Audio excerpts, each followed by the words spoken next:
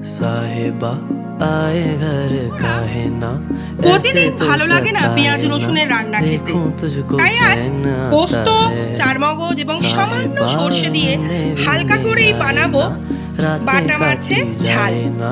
বাটা মাছের ঝাল বানানোর জন্য আমরা নিয়েছি বাটা মাছ এবং পোস্ত, চারমগজ, সর্ষে, অল্প করে কাঁচা লঙ্কা, হালকা পাতলা একটা রেসিপি বানাবো। আছে কড়াইয়ে তেল গরম হয়ে এসেছে, এবার দুটো দুটো করে মাছ আমরা ভেজে নেব।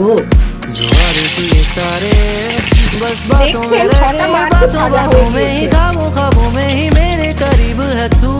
তেলে এবার কালো জিরে দেব। কালো জিরে দিয়ে নেড়ে চেড়ে ভেজে রাখা পেস্টটা সর্ষে দেওয়া আছে, তাই একটু নেড়ে চেড়ে জল ঢেলে দেবো, নইলে একটা তেতো ভাব চলে আসবে।